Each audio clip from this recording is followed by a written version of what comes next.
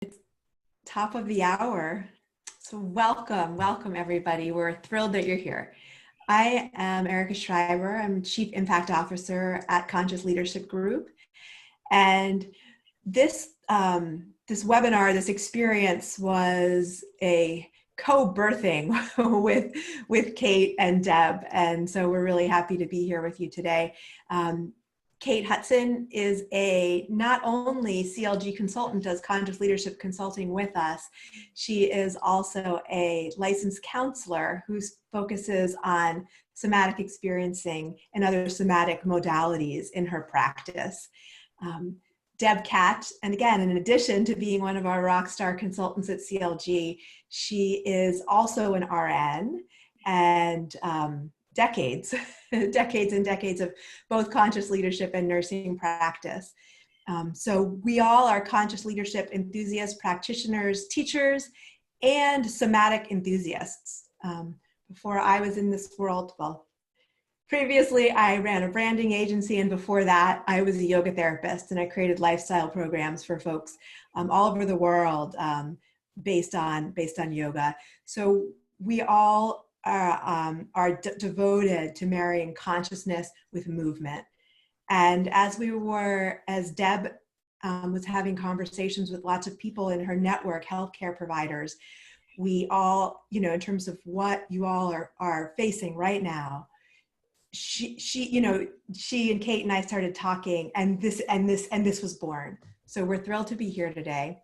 I'm going to be mostly serving in the role of moderator. Kate and Deb will be your leaders today.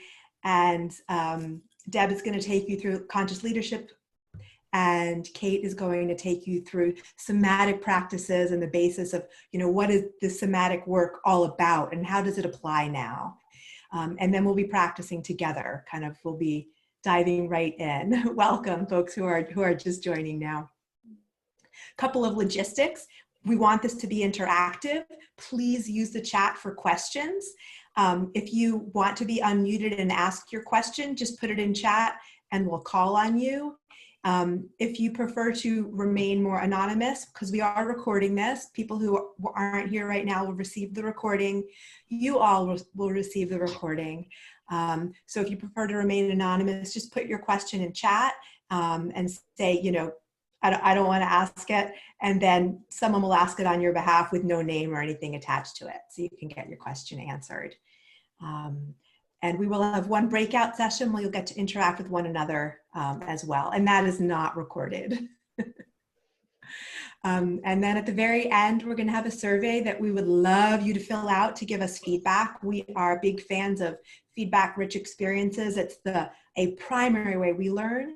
And so we would love your feedback at the end. And other than that, we are ready to really take off.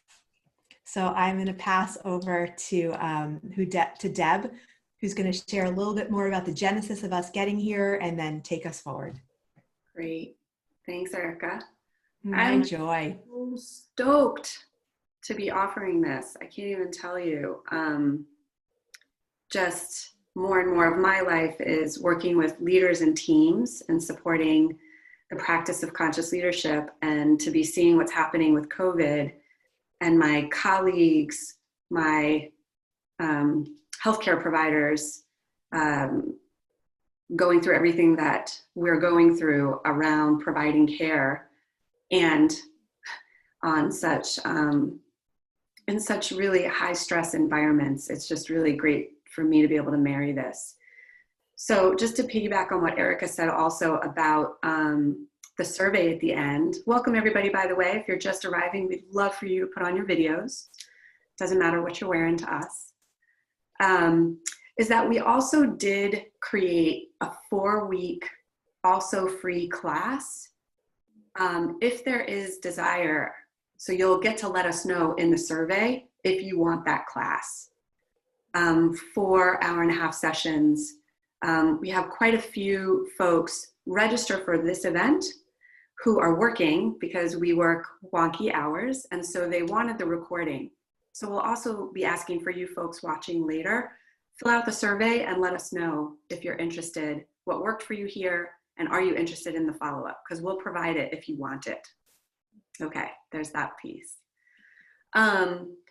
So this call for me was really born having a conversation with one of my best friends who's been a nurse longer than I have. In fact, she was one of my preceptors from way back when.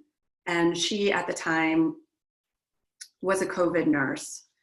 And she was just telling me what it was like on the floor, how under-resourced in terms of equipment and staff, how under-resourced she and other colleagues were experiencing employee services not being able to meet the need of counseling services for overwhelmed and overworked staff.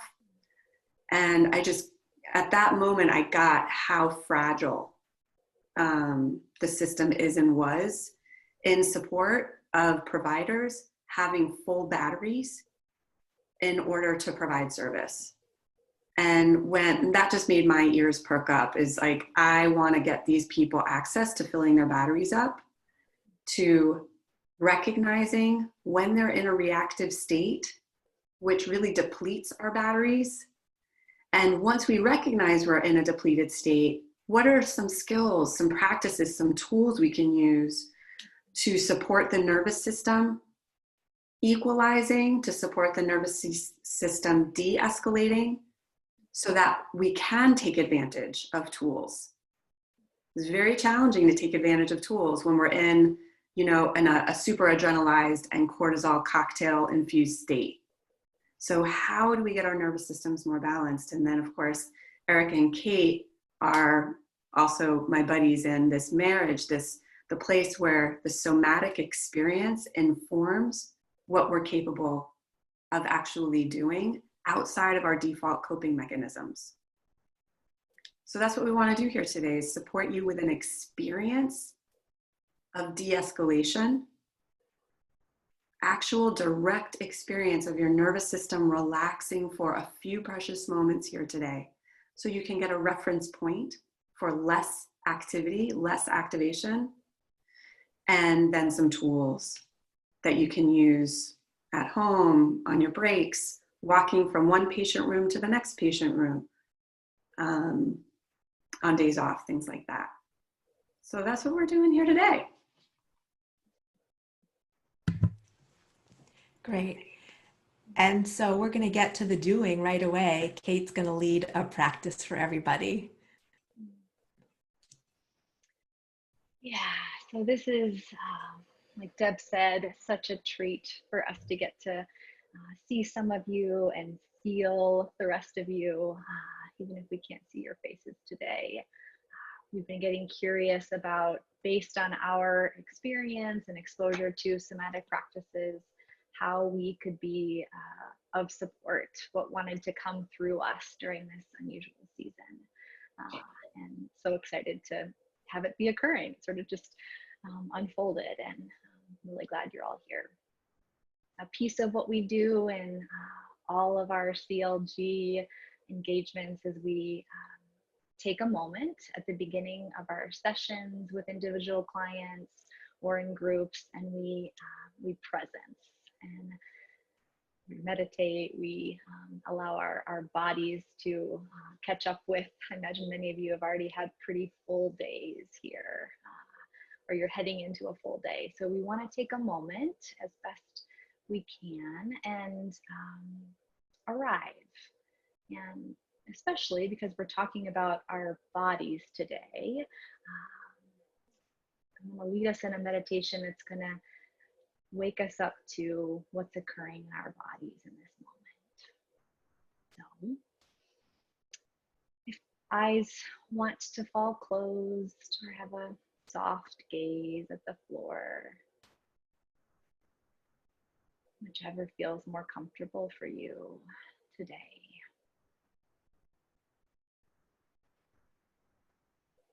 We begin by feeling our seat underneath us.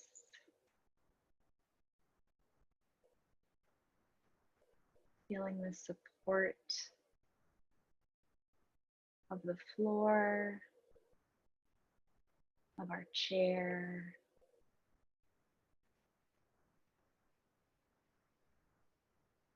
We also allow the support of gravity to be holding us in our place.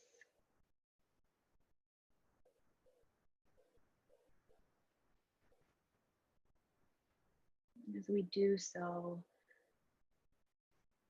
we're invited to sink in even just a little bit more into that support.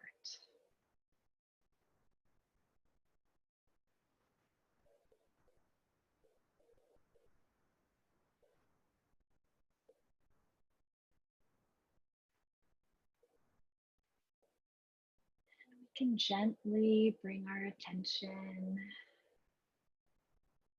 to the sensation of our breath.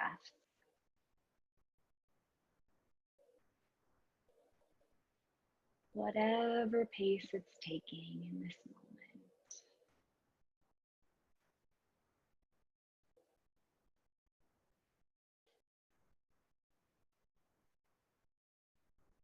Noticing the cool of the inhale and the warmth of the exhale.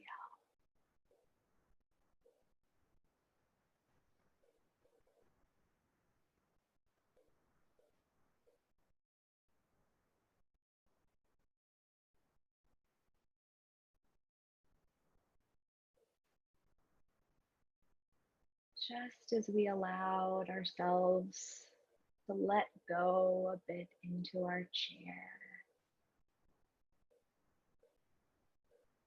can we allow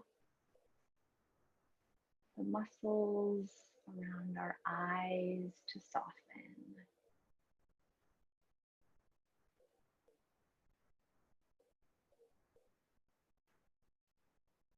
Around the corners of our mouths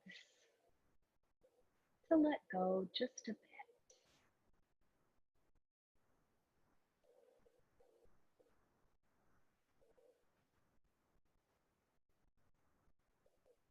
Resting our tongues from the roof of our mouth to the floor.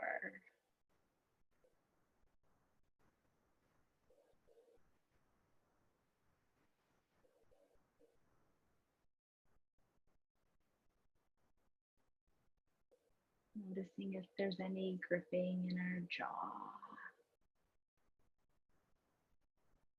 Can we bring the breath there and allow it to release just for now?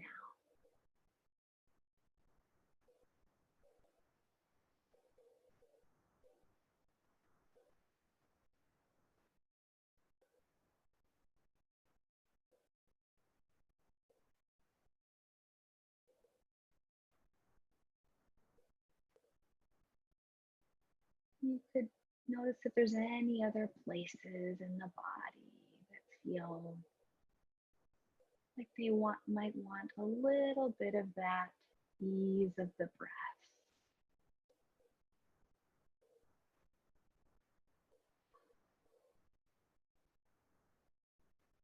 Bring in some letting go.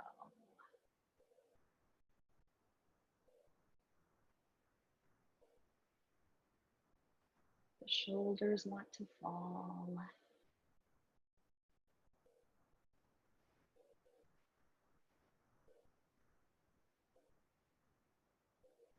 The belly unclench.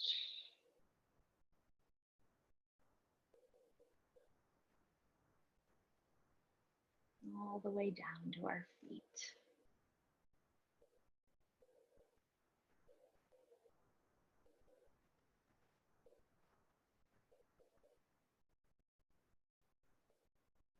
What we're doing is we're inviting the wisdom of the body in.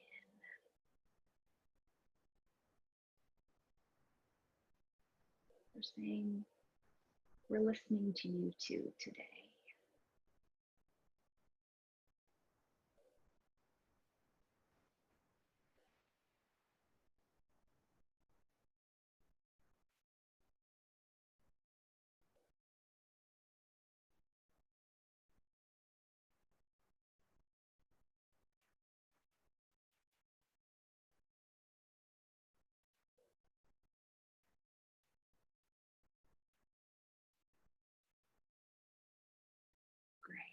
Let's each take 2 more breaths, whatever pace feels friendly.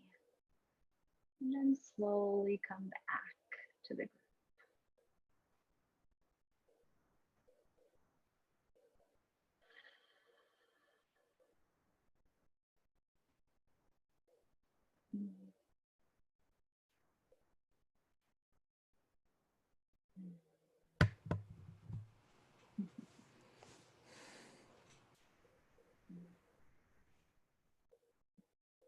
Thank you, Kate. Great. There's so much that our lives are, I'll speak for myself, sometimes life can be so full and so busy, and this longing for time or space or a pause, and then a moment of presencing or meditation or stillness arrives. And sometimes it takes a moment to settle into that, to receive what the pause has to feed us with. So I want to frame our conversation some more today and let you know this is not a webinar where we're going to share with you how to get more PPE or how to handle your staffing issues or how to handle all of your family members who are clamoring for your attention on how they should protect and save themselves. This isn't a webinar to help you with the content necessarily of the things, of the stressors in your life. We've really created this to be a space for you to get some space from your own reactivity, from your own stress, from your own worry, from your own anxiety. So that if you get a new reference point today for how you're being with PPE, for how stressful you are around staffing issues, for how worried you are about going to work, and then what about your kids and your family members that are at home that you might be fearful about exposing, for how you can handle your reactivity so that you're more resourced in dealing with all of those issues. So this is really designed to support the animal of your body, knowing what it knows, and you listening to it such that your own batteries get recharged and that you have more resource to handle the content of those issues. That's what we're here to do today, to really support you putting your attention on what is actually within your control. Because that's where so much of the reactivity comes in, right? We're putting our attention on so many things that we're not in control of. You may or you may not. Some of you may have decision rights around how much PPE the organization gets. Some of you on this call may not have decision rights around that. Where you do have control, that's where you can put yourself at ease. Where you put your attention, where you don't have control or decision rights, that's where you get escalation. All of us, that's where we escalate ourselves, particularly things out in the future or things that we're not in control of.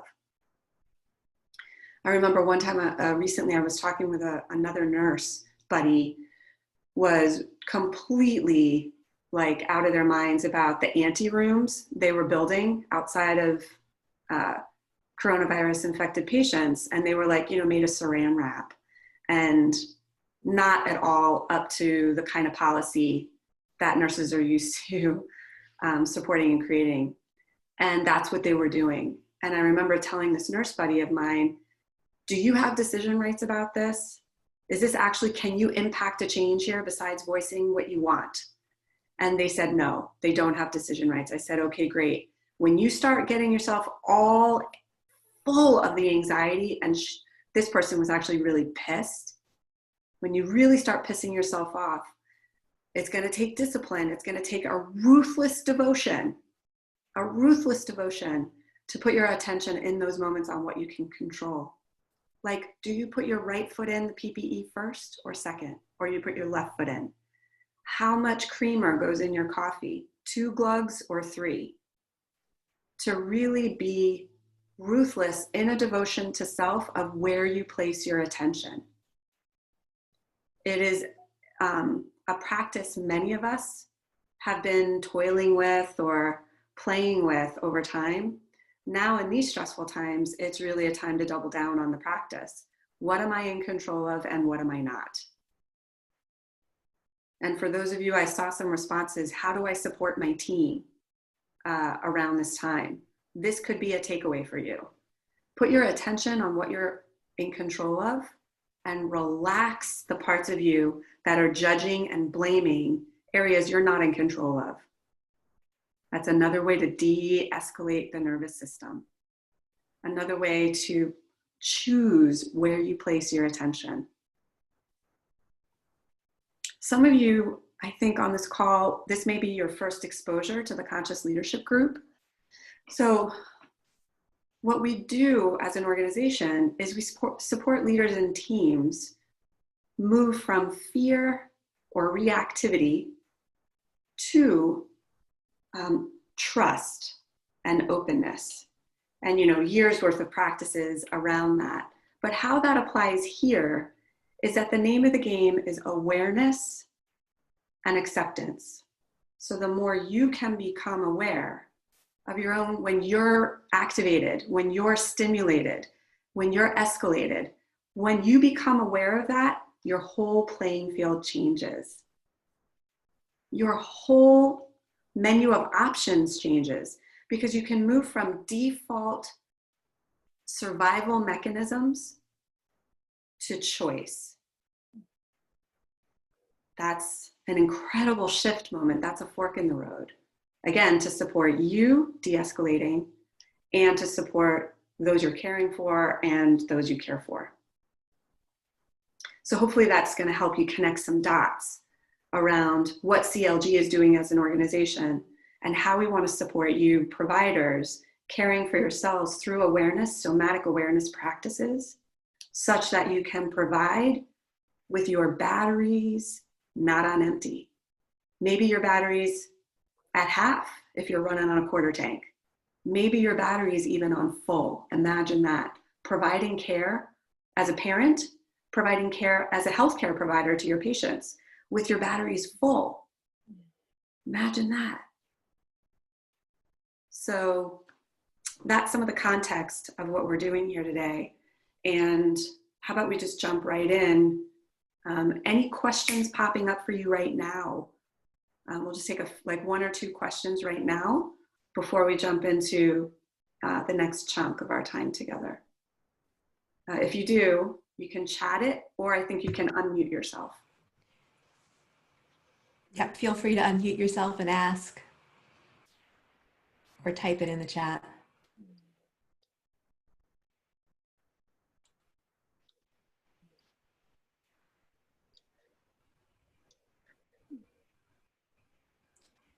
Yeah. All right, we've got a question from Jim. Yeah, you see that, Deb. I do. That's such great awareness. That's so great. So if you're all reading that, I'm reading it too, Jim. So you've got a lot of awareness now, practices how to become aware that you're activated first, and then practices for de-escalation. But then the next fire requires your attention, right? So what do you do there? So great. And you notice you have a propensity, you can go into hero, trying to fix and solve, maybe prematurely before your time is ready. Great. Okay. Great awareness. Great awareness.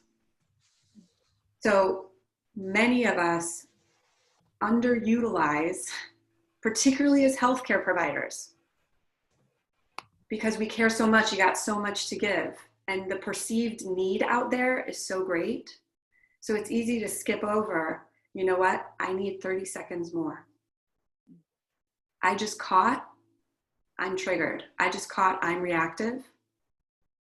I need 30 seconds. I need 2 minutes.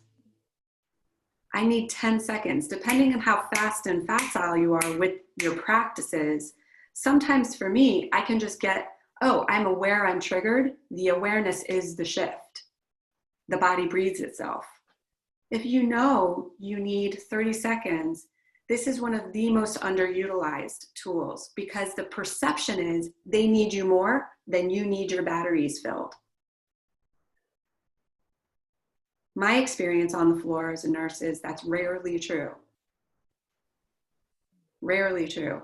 There are some such situations, right? I had 3 of my 4 patients coding at the same time. In that situation, there's a lot to do. It's actually rare we're in those situations and while running from one patient room to the next, that's where I can do my practice. So outside of that extreme, which I know most of us are not in most of the time, you hear the call light, a colleague says you're needed in that room. If you know you're reactive and you're not ready, Jim, here it is. I'm the fairy nurse buddy saying, it's up to you to choose to say thank you, check in and see, am I ready? If I'm not ready, what do you need to get ready? Your self-awareness comes first, and then you can bring that to those that need you. So Deb, can you walk everyone through 30 seconds, leave the room to entering the next room, whether it's a patient care room, a meeting room, whatever it is? Yeah. How do you do that? That's great, thanks. So this one's probably going to be so familiar to all of you, you already do it, but you forget you do it. So you're with a patient or a colleague, you're charting notes, foam, you go foam. You left the patient room or you're about to enter the patient room. Foam in, foam out. Here's a time where you get to check in. Okay, what's happening here? Jim, what's happening here? Deb, what's happening here? Michelle. Great, I notice a fluttering of my heart, a shaking in my hands.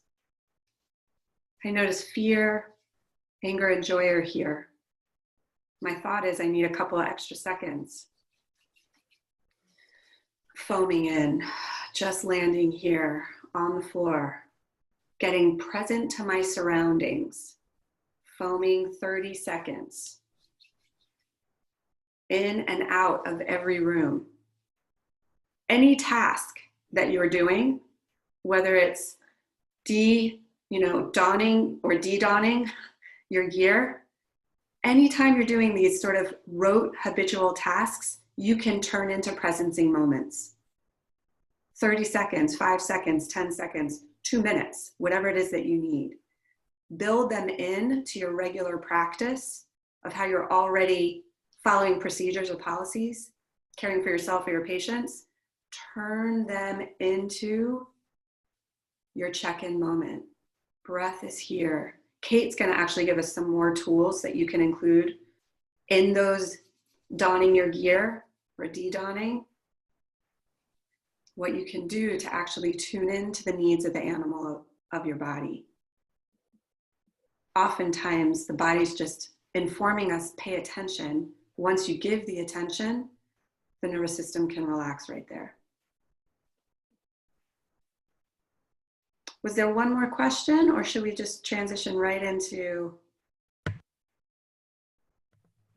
I loved the questions that we received on the form. And another one around this that came up a lot was, how do I do feelings in the moment? So related to what you just shared, Deb, but very much around, sadness, frustration, rage, all of these things that are coming up. Can I really feel these in the middle of this craziness going on? Mm-hmm. Yeah, it's so good. As providers, and as providers, I think people who are good at compartmentalizing wind up being good healthcare providers. And if you're not, it's a skill you develop. And there's an appropriate time and place for that. But I think most of us know the energy it requires to compartmentalize, repress, deny, avoid our emotional states is costly. It's a lot of energy to hold all that shit in. And so,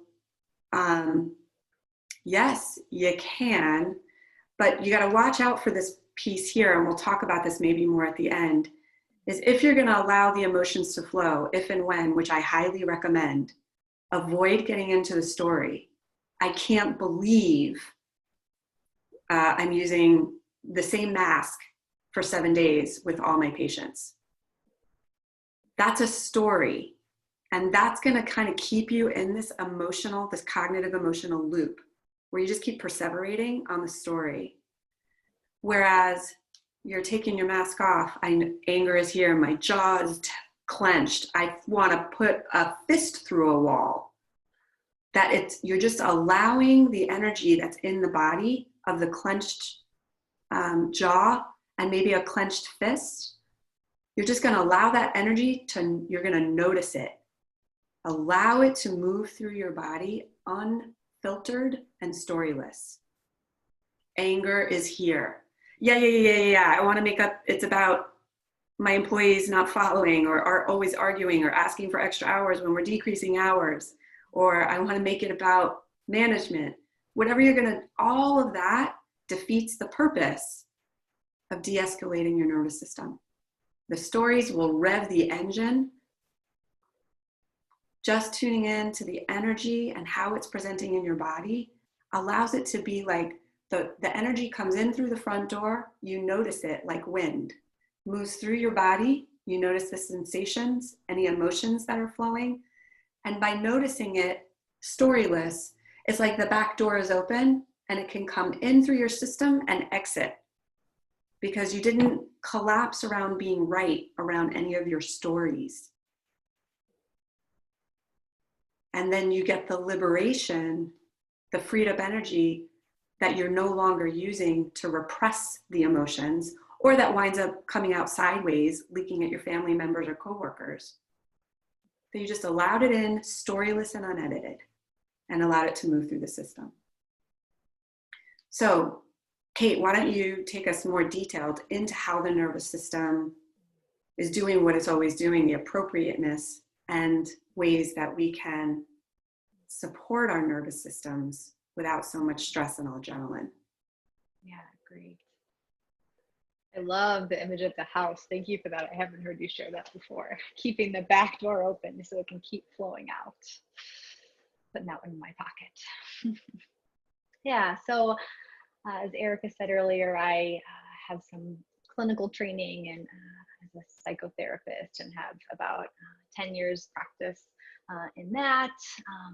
And about 5 years into my private practice, I started to have a sense that my body was picking up on, and maybe many of you feel this, was taking on a lot of the energy that was occurring in the seat across from me in my therapy office. And I started to feel the weight of that. I wasn't quite sure, how do I manage all of this? I really want to do this for my whole life. I don't know if I can keep going. I'm only 5 years into this. So I started to explore what are other modalities of therapy beyond just kind of traditional talk therapy that might be supportive, really selfishly, primarily just for me. I was like, how can I get some support for my body? Maybe many of you feel this way in your work, a lot of holding, a lot of being with other nervous systems and going, how do I manage this? And so I had some friends recommend an approach called somatic experiencing, which is essentially a body-based approach for stress reduction and trauma resolution. Basically, the idea that our bodies hold on to memories in ways that our minds don't as much. What I also really liked about this approach is that similar to what CLG stands for, is that it's a lot more about the context, what's going on in the body, than the content of our stories. I really appreciated that I could trust the wisdom of my body and the wisdom of my client's body, rather than having to really get into the kind of nitty gritty of people's stories. So I'm noticing as I'm about to start talking about the nervous system that probably everyone else on this call has a better understanding of anatomy and physiology and all those kind of things than I do. I don't have a scientific training here, but I am getting pretty good at tracking sensations in the body and tracking minor movements in the ways that our bodies are communicating, how our autonomic nervous system is both storing and then communicating about what it's storing. So that's kind of what I bring to this conversation. Yeah, so as you know, with this autonomic nervous system has two parts, right? There's kind of the sympathetic of activation, increased heart rate, alert oriented, pupils dilated in your settings, right? I'm working with a patient or someone's coding, as Deb said earlier. There's kind of an intensity, and it's really helpful that we have this sympathetic nervous system that's available to us to get us going, right? How nice is that? You know, in this moment, I'm feeling more into my sympathetic, right? Grateful that I can have this attunement to this resource. So that's the sympathetic. Then the parasympathetic, right, is the rest and digest. It's the soothing and calming. It's the right, a little bit of trusting the seat underneath me. That experience has passed and I can take a deep breath. So all of us throughout our day, right, we have this, I'm kind of doing a sine wave here, right? We have kind of sympathetic arousal, parasympathetic settle, sympathetic arousal, all throughout the day. Of course, no one's looks just, you know, like that, but there's a range of it for each of us. It's natural, it's normal, it's how we've evolved over time to be able to stay here in these human bodies. The issue is that right now, many of us, especially you in these squares that I'm looking at right now, are in quite a bit of sympathetic activation arousal, right? In the somatic experiencing language, we call it a threat response cycle. And you're in a pretty constant, especially when you're at work, and then I imagine even when you're at home, threat response cycle. I want to kind of pick apart what I mean by the threat response cycle. And I like to do that using my beloved other mammal in my home, my dog. She's such a great example to me of how the threat response cycle works, right? So my dog's name is Bernie, and we're on a walk in the neighborhood, and she kind of shows me the 5 steps of the threat response cycle. So the first step is we're on a walk and maybe a dog across the street barks, "Arr!" And she arrests and startles, right? The sympathetic system is ready to go. Her head and her neck kind of are alert, her eyes are wide, her ears are perked, and her body sort of stiffen, arrest and startle, right? The second step that Bernie does is she orients. She looks, she checks it out, exploratory orienting, right? We all do this. So there's a threat, I arrest and startle, I orient to what's going on around me. And we do that from wide to narrow, right? What's all the way out there to, oh, there's my threat, right? Dog across the street, there's her threat.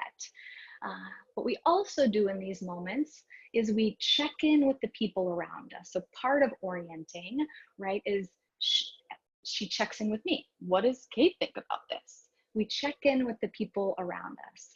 And what's getting a little bit tricky right now is we're all kind of hidden with this checking in, right? We don't have as much resource around orienting to the other people in our herd because we can't see so much of what people are expressing on their faces. So we're going to talk a little bit about that later, but that's part of why our nervous systems are feeling a little more fatigued these days, because we're having to work harder at this orienting part.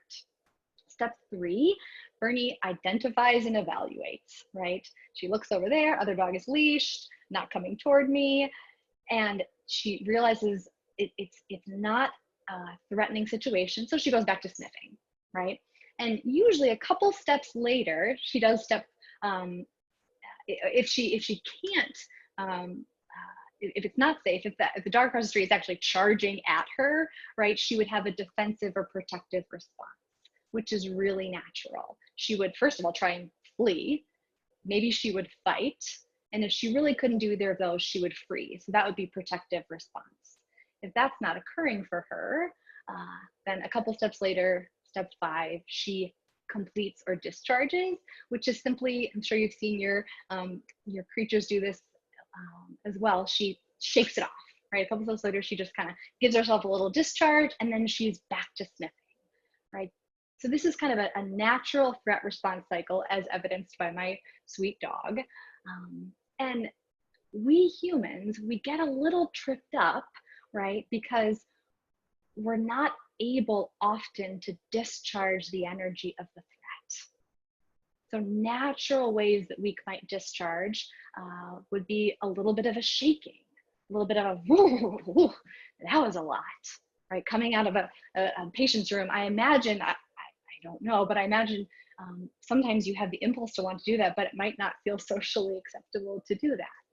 Another simple discharge is just a wave of heat on the body that happens naturally. Sometimes it looks like discharging through some sweat, right? A little tingling. Sometimes it's just a deep involuntary breath.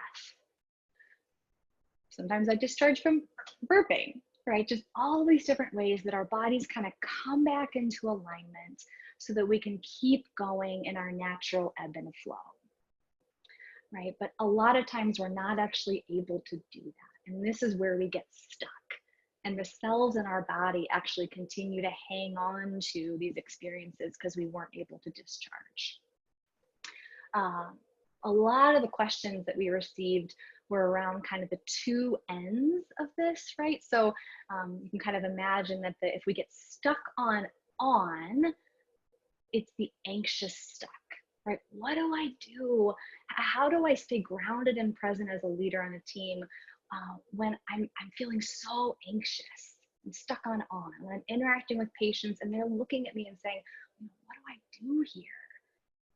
How do I come down when I'm stuck on? This sympathetic arousal, right? I'm at the end of my shift, I'm going home and I'm supposed to sleep, right? I've been in go mode all day long. So what you're speaking to is this increased level of orienting all day long to the scanning and threat of danger, right? And there's not a lot of come down from that. So I just want to pause there and validate that makes sense in your mammal body, that you'd be feeling exhausted by all of the incoming that you're orienting to. Yeah. So the other side of that, right, is we have this activation. The other side of it is the parasympathetic. And some of the questions were around, I feel actually kind of like I get stuck on off, or the more kind of foggy, sometimes we even call it like a depressive side of the parasympathetic, right? I really kind of can't get out of this frozen state. And that makes sense too, right? Because an adaptive form of getting away from a danger is to freeze, right? So it's, how do I both bring myself down from the sympathetic activation of anxiety, but also how do I bring myself out of the parasympathetic of kind of shut down? I just kind of don't know where to go from here, the frozen state. So what's great is we're starting to get really creative about adapting to this new way of being and honoring the wisdom of our bodies during these unusual times. And what's hopeful for me in this conversation and in other conversations that we're having in CLG is that the body really wants to heal. It really wants to self-regulate, right? And it almost has kind of an inherent capacity for that, right? So we're working with a system that is resilient. And it will show us how to discharge if we pay attention and listen, right? My dog doesn't really have an ego she's trying to manage. So she just sort of does it naturally, right? I want to be more like her in that way, trusting the wisdom of my body to shake or breathe or burp or whatever to discharge its activation when I'm feeling, in a really heightened state. So a way to do that is first to have some body intelligence, right? To know what are the sensations that I'm feeling in my body. We call it BQ, right? Learning that leaders, of course, they have IQ. Increasingly so, they have EQ, emotional intelligence. What are the emotions that I'm feeling? More and more, we're seeing the value of body intelligence. What is the wisdom of my body telling me? And oftentimes when I sit down with clients at the beginning of working with them, I'll ask them to tune into their body, right? And if they haven't had a very active practice of this, they might say, I'll say, what are you feeling in your body? And they'll say, I think I'm overwhelmed, right? Or I feel like she should be acting differently than she is. It's like, okay, I get that. That's not really a body sensation, right? So I'm increasing people's body intelligence around what are the actual sensations in my body right now. And this takes some practice, right? It takes some tuning in and slowing down to what am I feeling right now? And that might look like,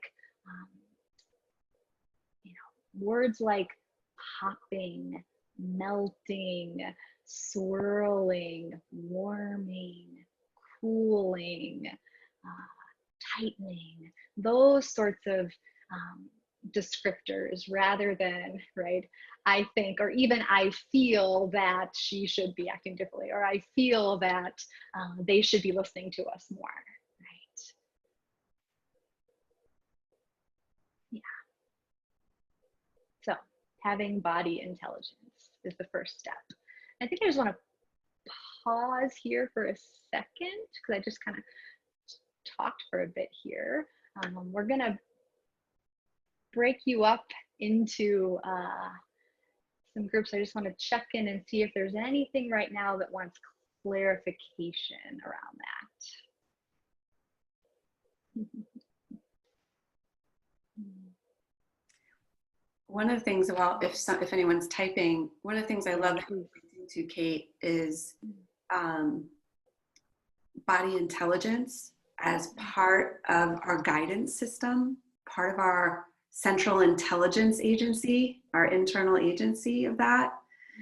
And that you're breaking this down, I'm hearing you break it down into even before body intelligence is body literacy. So just becoming literate in the language of the body, becoming literate, as Kate said, there's a lot of talk about emotional intelligence, becoming literate in what is going on in the sensory realm as a pathway, as a stepping stone to being able to access the intelligence of the body that might need to shake, that might need, we don't know until we listen. Yeah, Deb, I think it would be really useful to have you tie this back to what we were just talking about before. When you're in the, in action at work, how does this tie into going right back to that 30 seconds? I think it's really valuable. You've got 30 seconds. You're going to create 30 seconds.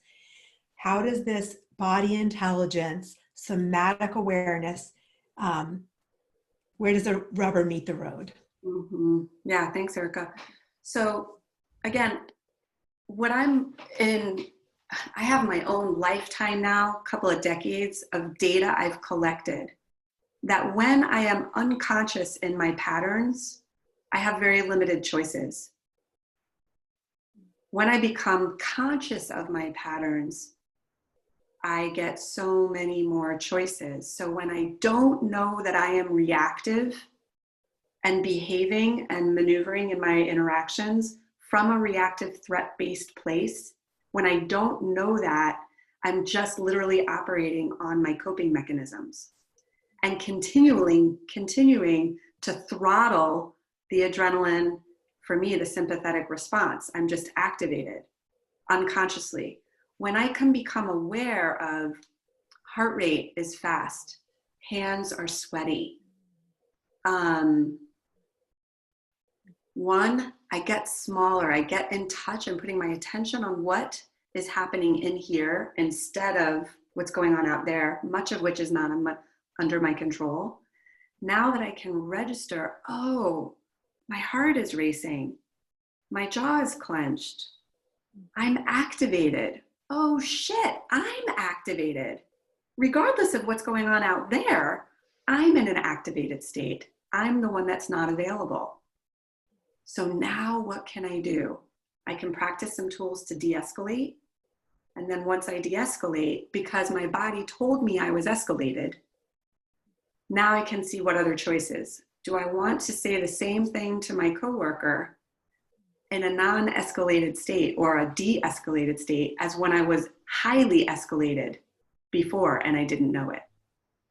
I get access to different choices of how I want to show up, which is really sort of a side effect also of just relaxing the system in here. We all know there's only so long that you can healthily operate under the stress cocktail. So reducing that, becoming aware of it, helps reduce it. And then we get choices. So shall we jump into the breakout session? Great. I'll set them up for it. Okay. Yeah. So what we want to do is have you all start to tune in, start to practice this body awareness, body intelligence. Like we said, we're pretty over-indexed to our thinking minds, right? Going there first, and maybe some of us to our emotions. And this is just a practice in allowing our bodies to speak as well. So what we're going to have you do is we're going to break you up into groups of 3, some magical way that Lainey is brilliantly handling. And you're going to name 2 sensations that you're feeling in the body right now that are on the positive end, and 2 sensations that are a little bit more negative, right? And as Deb said earlier, this is just without any story, unedited, no need to attach any meaning to it. Right now, we're just labeling the sensations in the body. So 2 positive, 2 not so positive sensations. And the second piece of what you're going to share, and you're each going to have 3 minutes, is you're going to say lately, we all kind of have this natural, sine curve. Lately, are you feeling like in the last week, maybe, are you getting more stuck on sympathetic or parasympathetic? Right. We tend toward one or the other depending on what's occurring in our lives. And so report which one is feeling like it's showing up for you a little bit more these days. So 2 positive, 2 negative. Are you getting stuck on or off? You'll each have a couple of minutes to share that with each other. We'll come back in 10 minutes. And if you want, if you want to share your name and where you find yourself and the role that you play in the healthcare system with your group, that's an option as well. Did I miss anything, Deb? No, you got it. Okay. Any questions about the exercise? Yeah. Before you jump in? No, you got it? Okay, great. This is an awareness practice. Awareness meets the body. Awareness listens to the body and reports what it sees and feels. Okay, great. Lainey, take us away into breakout. I just want to add there.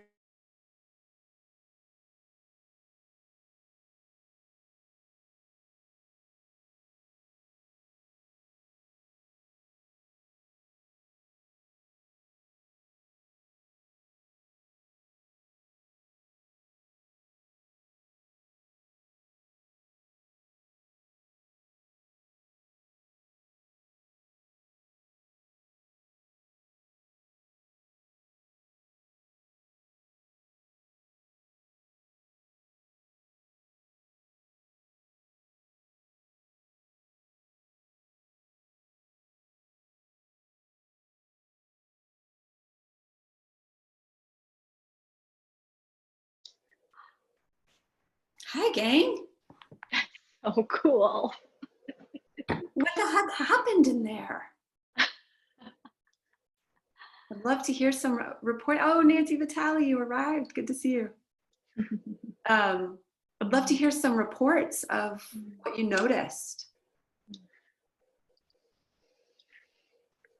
You can unmute yourself. You've got the control.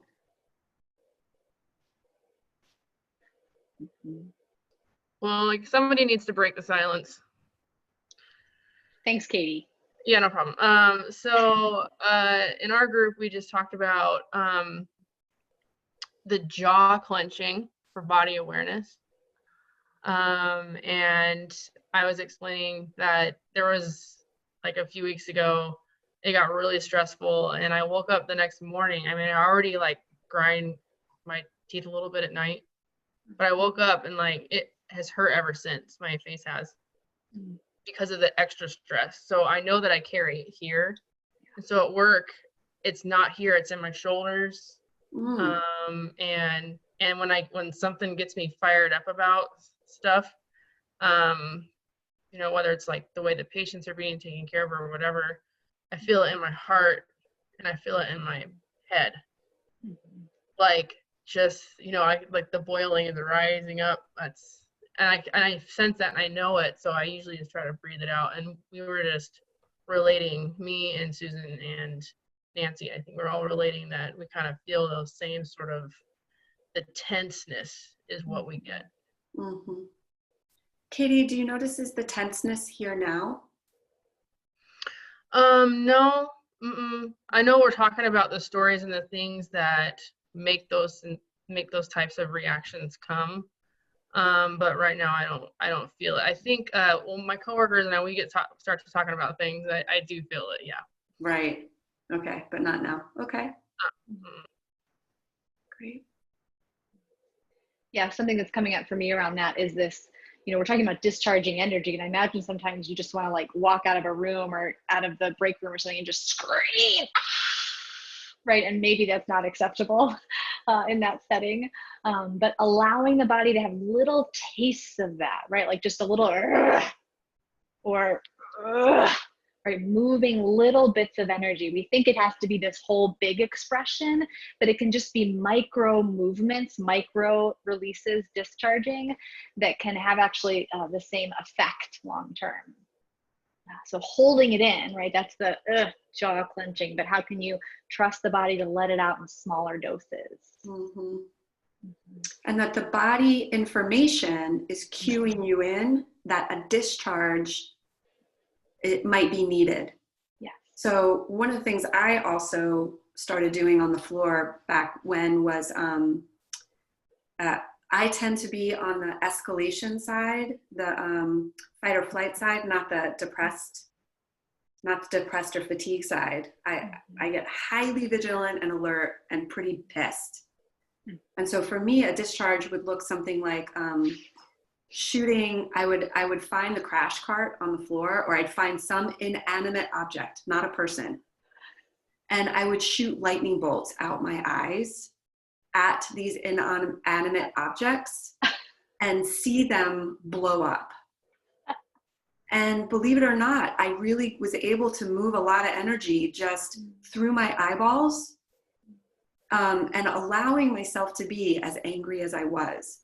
Not trying to talk myself out of it, not trying to be better than, not trying to dismiss it or I'll handle it later, but literally finding an inanimate object that I wouldn't feel bad about blowing up, you know, even in my imagination, and blowing it up with lightning bolts out my eyes.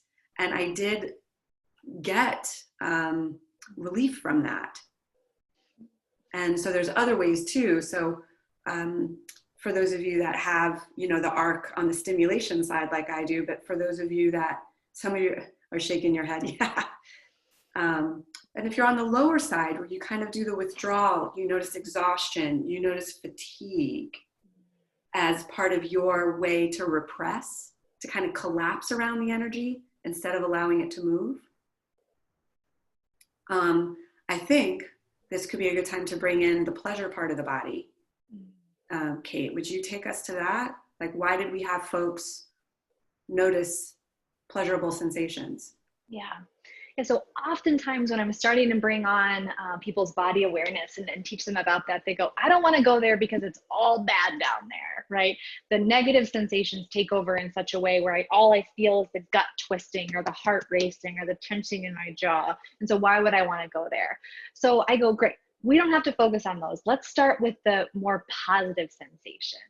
Right, the warmth in my chest when I play with my child, the smile on my face when I share a joke with a friend, the pleasure in my legs when I feel strong after a run. Right, so we're bringing on the awareness of the body, but in a little friendlier of a way.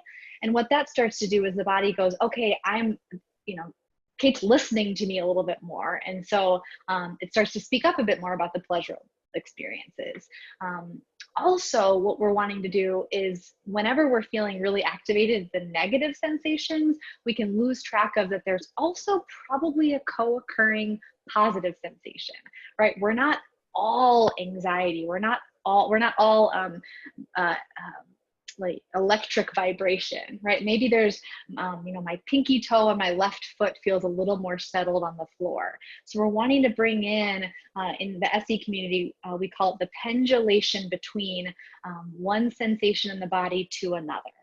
So I might feel like I'm all electricity except for that left pinky toe, but can I feel into the sensation of groundedness in my left pinky toe and then come out of it into the sensation of electricity in my chest? So we're waking up the body. For some of us, it's not been a very positive experience for various reasons. So we're wanting to bring online an awareness of a bit more of the enjoyable sensations. Mm-hmm. And that what can happen is we can let our attention be hijacked by the high stress sensations or experiences. Mm-hmm. We can like literally give our agency away to the heart racing, to the story associated with what's not happening the way we want it to be happening. So a way to take your attention back and realize not only is your heart racing and your armpits sweating and your jaw tight, but there's also a pleasurable sensation happening in your left pinky toe.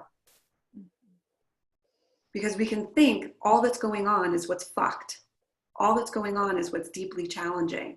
All that's going on is terrible isolation, patients not getting the care we most want to give them, whatever the thing is. But also that's going on and the jaw is tight. And what's also going on is, I feel a little pressure in my lower abdomen, upper pelvis right now. True, reporting that. There's some pressure in my lower pelvis right now and I actually kind of like it. And then I can go back to my jaw, say, oh, yeah, and it's tight here too. And allow my attention to pendulate and widen rather than getting lost in only sort of the negative or the escalating or the escalated experience or the fatigued, exhausted experience. That you can pendulate between what's comfortable or pleasurable and what's uncomfortable or not pleasurable. You have that choice. You're not stuck. When you get stuck, it's literally, this is provoking, it's because you're stucking yourself. You're not using your choice of where you place your attention. Michelle, I'm curious, I just saw your chat and I'm not following you and I want to get you. I got the part about decision rights. What do you mean about staying out? Where, like, when you were talking about, so if you have decision rights, be able to act on that. And if there is no decision rights, if there's nothing that I can control in it, say do or whatever, then having that, I think you put it, ruthless discipline to stay out of those places and stay less activated and to really, to support my own self in deactivation. And I took that to mean also like with my team to really be talking with them on what can we control in this? What do we have a say in? And where can we really affect change? And instead of having it on something that's out here, what within these walls can we do to be more in control of ourselves? Fabulous. Great. I getcha.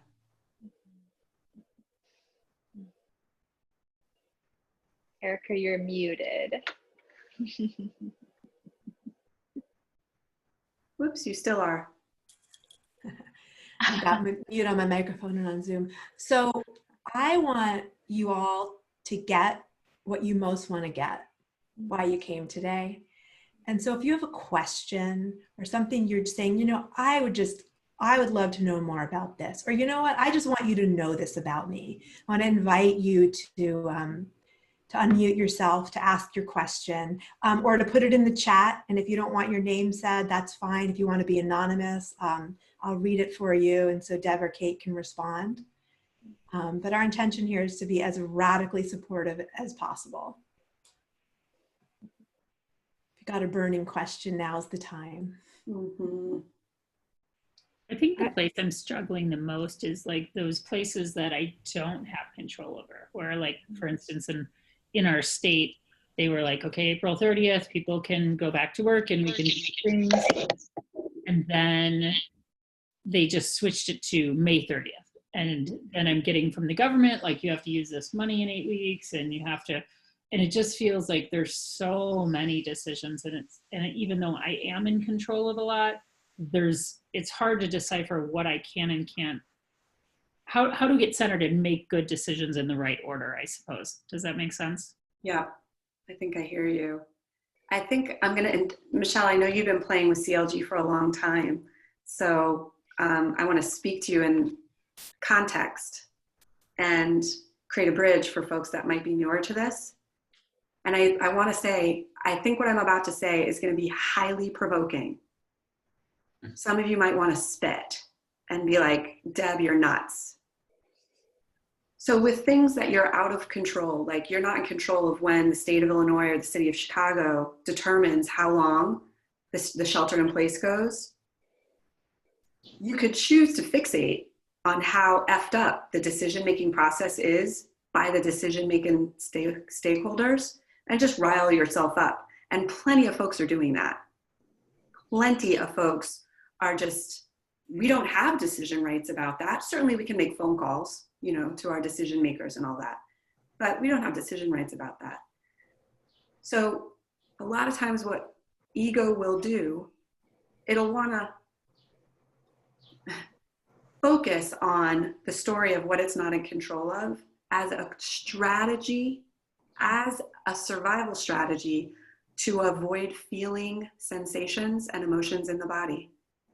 Because if you unburden yourself with judging how effed up the process is with the decision makers, if you unburden yourself from that job, what's left?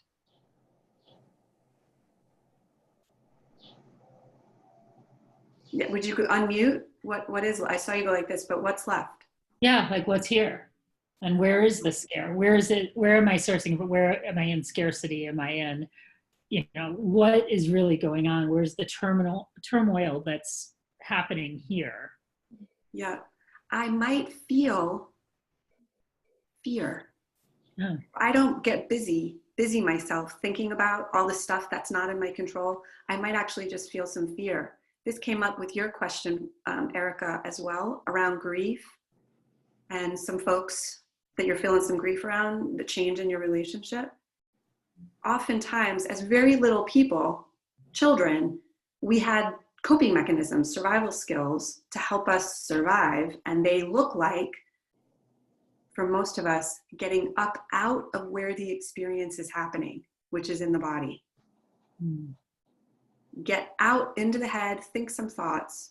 Because for little people, sometimes those experiences were overwhelming. And so with the brilliant intelligence of the system, it created ways to not feel those feelings or feel those sensations. Now as adults who are more equipped, sometimes what happens are less equipped little people in ourselves, they're at the steering wheel. They don't know how to handle what you know how to handle, but they're at the steering wheel. So these awareness practices will help you become aware. Shit, my little one is at the table or at the steering wheel. It doesn't know how to cope with this crisis. This little one, in fact, it's unfriendly to try to make that one cope with this. So then you get aware, oh, hi, little one. Hi, little Michelle. Hi, little Deb. I get you're scared. You make sense. I get you're grieving. You make sense. Not a problem. Come here in some literal or figurative way. Come here, you little one who's grieving or pissed or sad. Come sit on my lap. Let Big Deb or Big Michelle take a look at this situation. I can handle feeling all these sensations. I can handle feeling all these emotions. You little one, you don't got it, but I got you. Speaking to self this way, role modeling that in not obvious ways, probably with your teams and your colleagues and your family members.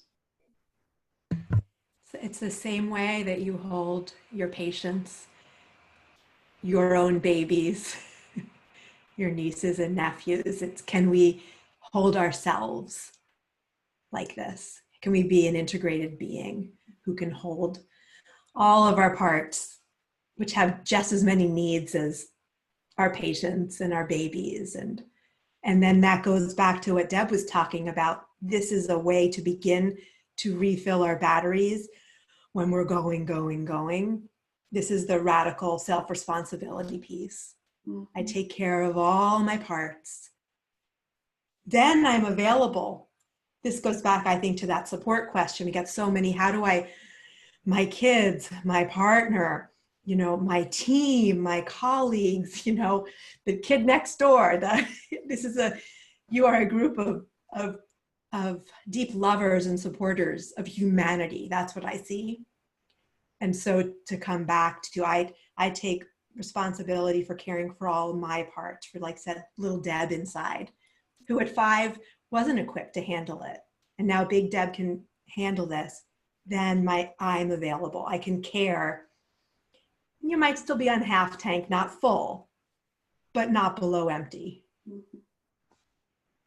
And you know, we're such doers in healthcare. We're such fixers.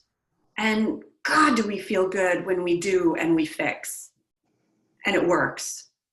We also feel like shit when we do and we try to fix and it doesn't work. But at least we did. You know, at least we've tried to fix.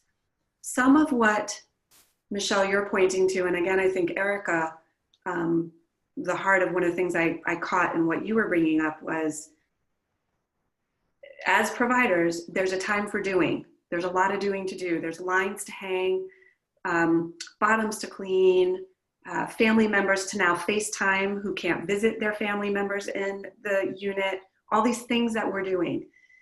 And then when there inevitably is a time when the doing is done, and then it's the time, my favorite time of being a provider, is time to just be with.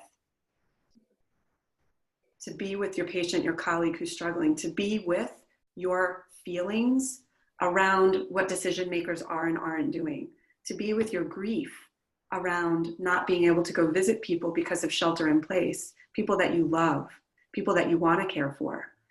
There's doing. How can I strategize to bridge the gap? And when all that doing is done, it points us to the heart, the siren of this time, which is uncertainty. We just don't know. And can we allow the front door to be open? The wave of uncertainty comes in. It does and bees in the body the way it bees. And can we allow the back door to be open and allow it to move through until the next wave comes? Because there is a next wave. There is a next wave of agitation or a catalyst for your trigger. Sometimes it really just comes to there's nothing else to do except feel it. And that is sometimes the most courageous move. To just feel it and allow others to feel what they're feeling. Both. Sometimes there's fixing to do, and sometimes there's being to be. And I know you all know this as providers.